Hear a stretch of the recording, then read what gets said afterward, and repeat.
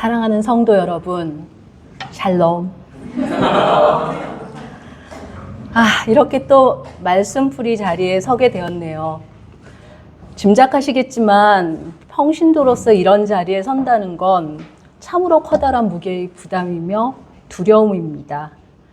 말씀을 그렇게 깊이 있게 묵상하는 수준도 못 되는 제가 도대체 어떤 말씀을 어떻게 나눠야 할지 그렇게 몇 달을 고민하다 보니 올 것 같지 않던 9월이 오고야 말았고 마침내 오늘에 이르렀습니다.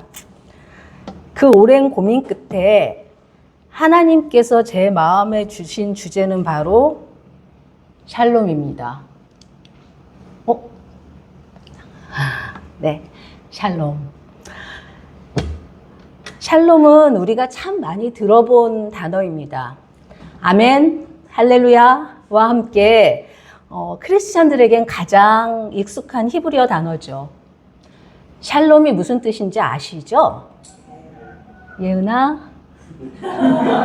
네, 그렇습니다. 평화입니다. 샬롬은 일반적으로 평화라고 번역됩니다. 예배 시간에 샬롬, 하나님의 평강이 함께 하시길 바랍니다 라고 인사하고 또 성탄절에는 예수께서 세상에 주신 평화를 기뻐하며 찬양하죠. 하지만 여러분, 히브리어 샬롬의 개념은 평화의 개념을 넘어서 이보다 훨씬 더 깊고 넓은 의미를 가지고 있다고 합니다. 샬롬을 단순히 평화와 동일시할 때 먼저 나타나는 문제는 이 단어를 긍정적인 이미지로만 이해한다는 것입니다. 사실 우리가 평화를 생각할 때는 흔히 소음이나 갈등이나 전쟁이 없는 상태? 이 정도로 생각을 하죠. 하지만 샬롬은 히브리어 어근 샬람에서 유래된 말입니다. 샬람은 완전하다, 온전하다, 배상하다, 값다라는 의미를 가진 단어라 합니다.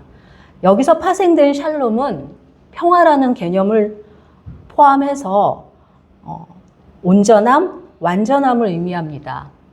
여기에서의 온전함이란 하나로 통합된 전체를 의미하는데 이것은 단순히 평화롭게 공존하는 것이 아닙니다. 다시 말해서 서로 다르고 때로는 서로 해를 입히려는 두 집단이 자, 오늘부터 서로 공격하지 말자 라고 동의하는 냉전과 같은 상태는 샬롬이 아니라는 거죠. 더욱이 강력한 군사력이나 패권적인 권력을 바탕으로 유지되는 팍스 로마나나 팍스 아메리카나는 더욱이 샬롬의 상태가 아닌 거죠. 오히려 서로 다른 사람들이 의도적으로 차이점을 내려놓고 서로의 장점을 인정하고 배우며 더 높은 목적을 향해서 함께 살아가는 상태. 단순히 누군가의 옆에서 가만히 존재하는 것이 아니라 더 높은 목적이나 소명을 위해서 적극적으로 함께 살아가는 것이 샬롬을 이루는 상태라는 거죠. 샬롬은 서로의 다름을 억누르는 것이 아니라 그 다름이 모여 아름다운 모자이크처럼 하나의 그림을 이루는 상태라는 겁니다. 어렵죠? 여러분들이 아시듯이 저는 은행에서 29년간 일했습니다. 은행이라는 곳은 자본주의의 최첨단의 조직이죠. 아주 성실하게 일했지만 늘 마음 한구석에는 내가 하는 일이 정말 하나님의 뜻에 맞는 일일까 하는 고민이 있었습니다. 그러다가 퇴직을 한 후 지금은 한국 IFCJ라는 NGO 단체에서 일하고 있습니다. IFCJ는 International Fellowship of Christians and Jews의 약자로 기독교인과 유대인 사이의 화해와 회복을 위해 또 전쟁 난민과 가난한 이웃을 돕기 위해 일합니다. 제가 어떤 일을 하는지 잘 모르셨던 분들도 계실 것 같아서 네. 저는 기독교인과 유대인이 아브라함을 믿음의 조상으로 동시에 여기는 그 아브라함의 후손인데도 불구하고 2000년 동안 서로 미워하고 갈등하고 심지어 증오까지 해왔다는 사실이 너무나 안타까웠습니다. 역사 속에서 이루어졌던 홀로코스트는 사실 크리스찬이 유대인에게 가한, 아니 나치가 저지른 만행이지만 그곳에 크리스찬들은 침묵을 했었다는 아픔이 있죠. 그래서 서로를 향해 다리를 놓고 펠로우십을 이루는 것이야말로 하나님이 원하시는 샬롬의 길이 아닐까 생각했습니다. 그것이 제가 IFCJ를 선택하고 입사하게 된 중요한 이유였습니다. 하지만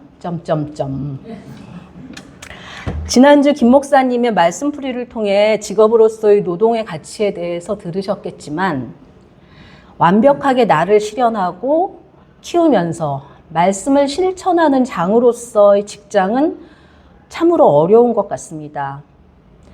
현재 이스라엘 땅을 국가로 세우고 그 땅에서 살아가는 집단으로서의 유대인, 그들에 대한 역사적, 정치적 관점은 저를 많이 힘들게 했고, 이 또한 일부는 고정된 프레임이라는 생각에 이 부분을 넘어서려고 애써보기도 했습니다. 하지만 지금 벌어지고 있는 이 전쟁의 고통 속에서 수많은 약자들의 울부짖음에 하나님은 얼마나 마음 아파하실까 하는 생각이 저를 혼란스럽게 하기도 합니다. 저는 평화를 위해서 일한다고 했는데 현실은 평화와 점점 더 멀어지는 것 같았습니다. 이런 고민의 바탕 속에 하나님이 진정 주시고자 하는 평화, 샬롬은 어떤 것일까? 조금 더 찾아보고 묵상해 본 내용을 여러분들과 나눠보고자 합니다. 이건 아까 원래 미리 넘겼어야 되는데. 네. 오늘 본문 말씀 민수기 6장 24절에서 26절 말씀은 하나님이 광야에서 주신 말씀으로 제사장의 축복 혹은 아론의 축복으로 잘 알려져 있습니다. 다 같이 한번 읽어볼까요? 여호와는 내게 복을 주시고 너를 지키시려고 하며 여호와는 그의 얼굴을 내게 비추사 내 벽시기를 원하며 여호와는 그 얼굴을 내게 향하사 평안 주시기를 원하노라 할지니라. 광야라는 척박한 환경, 단 한순간도 안전을 보장받을 수 없는 상황 속에서 하나님이 이 백성들에게 복과 은혜, 그리고 무엇보다도 샬롬을 약속하셨습니다. 저는 이것이야말로 하나님께서 주신 축복 중 가장 큰 축복이라고 생각합니다. 오늘날 우리를 둘러싼 물리적인 환경은 광야보다는 좋아 보일 수 있지만 사실은 더 정교하고 교묘한 위험과 불안 속에 살고 있지 않습니까? 그럴 때 이러한 상황 속에서 창조주 하나님께서 나의 아버지가 되어주시고 나를 지켜주신다는 약속은 정말 큰 힘이 됩니다. 이렇게 하나님이 약속하신 샬롬을 온전히 믿고 세상의 여하한 상황 속에서도 나 하나 굳건히 평안을 누리는 것도 사실 굉장히 큰 믿음의 경지죠. 이 경지에 이르기도 어렵다는 것 잘 알고 있습니다. 잠시만요. 그런데 예수님은 또 다른 평안을 말씀 주셨습니다. 요한복음 14장 27절에서 평안을 너희에게 끼치노니 곧 나의 평안을 너희에게 주노라. 내가 주는 것은 세상이 주는 것과 같지 아니하니라. 너희는 마음에 근심하지도 말고 두려워하지도 말라. 세상이 말하는 평안은 언제든 깨질 수 있는 연약한 상태이지만 예수님이 주시는 평안은 흔들림이 없는 온전함입니다. 하지만 이 샬롬을 결코 개인의 내적 평안에만 머물지 않습니다. 이웃과의 관계에서의 온전함을 이루는 것, 원수까지 사랑하라고 가르치신 예수님처럼 함께 어울려 더 나은 공동체를 이루는 것, 그것이 바로 여기서 얘기하는 샬롬입니다. 마태복음 5장 9절에서 우리 주님은 또 이렇게 말씀하십니다. 화평케 하는 자는 복이 있나니 그들이 하나님의 아들이라 일컬음을 받을 것이며, 우리는 하나님의 백성으로 화평케 하는 자로 부름을 받은 사람들입니다. 그 부르심은 나의 마음 안에만 평안을 누릴 것이 아니라, 나 하나의 평안에 머무를 것이 아니라 내 삶의 자리를 통해서 가정과 교회와 사회, 그리고 세상 속에서 샬롬을 이루어가는 삶을 뜻합니다. 그것은 단순히 싸우지 않는 상태에 머무르는 것이 아니라 더 적극적으로 용서와 화해를 선택하는 것입니다. 먼저 손을 내밀고 다름을 인정하고 원수까지도 사랑하는 것입니다. 저는 이것이야말로 예수님이 원하시는 샬롬이라고 믿습니다.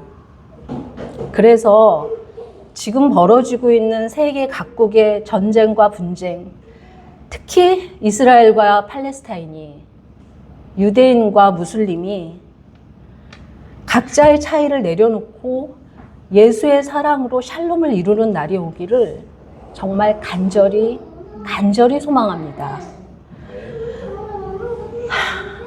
어렵겠죠. 그들이 예수의 사랑으로 샬롬을 이루는 날. 하지만 우리는 오지 않을 것 같은 미래를, 오지 않을 것 같은 샬롬을 기원하고 기도하며 그 작은 한 발짝, 반발자국의 샬롬을 이루어야겠죠. 우리는 각자 샬롬을 이루어야 할 자리로 부름받았습니다.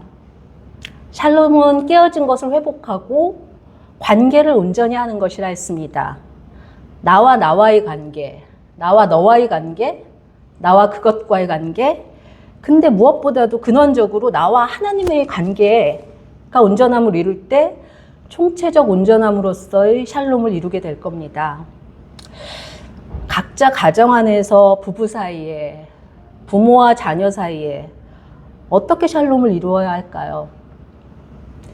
제 지인 중에 한 분은 상대방에게 무언가를 바랄 때 평화가 깨어지더라.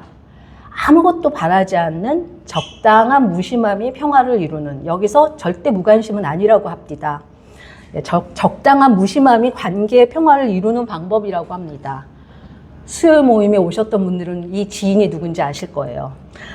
하지만 앞에서 말했듯이 저는 조금 더 적극적으로 부부 간에, 부모 자식 간에 서로의 차이를 내려놓고 장점을 더욱 바라보면서 말씀을 기준으로 하나님 나라를 이루려고 할 때, 그때 이루어진 상태가 샬롬이라고 생각합니다. 교회 공동체 안에서도 너무나 다른 생각들을 품은 성도들이 있죠. 하지만 주기도문에 있듯이 서로 용납하고 먼저 용서할 때 관계의 회복이 유지되고 함께 온전함으로써의 샬롬이 이루어지게 될 겁니다. 세상 속에서도 물론 우리가 먼저 양보하고 사랑할 때 그 샬롬이 흘러가겠죠. 구체적인 삶 속에서, 가정이나 직장에서 일주일에 한 가지라도 내가 피스메이커로서 샬롬을 이루기 위해 어떤 것을 해야 할까 기억하고 작은 실천을 한다면, 그런 작은 샬롬들이 이루어질 때 하나님은 그 작은 조각들을 모아 큰 그림을 완성하실 겁니다. 제가 참 좋아하는 드라마 나의 아저씨의 마지막 대사에 이런 말이 나옵니다. 지안, 평안함에 이르렀니? 오늘 저는 여러분께 묻고 싶습니다. 여러분은 지금 샬롬에 이르고 계십니까? 세상은 여전히 혼란스럽고 전쟁과 갈등은 끝나지 않았습니다. 그러나 우리가 예수님을 붙들고 그분이 주시는 평안을 온전하게 누린다면 그 샬롬이 우리의 가정으로, 교회로, 그리고 이 세상으로 흘러갈 줄 믿습니다. 오늘도 우리 모두의 삶 가운데 하나님의 참된 샬롬이 넘치기를 간절히 소망합니다. 샬롬.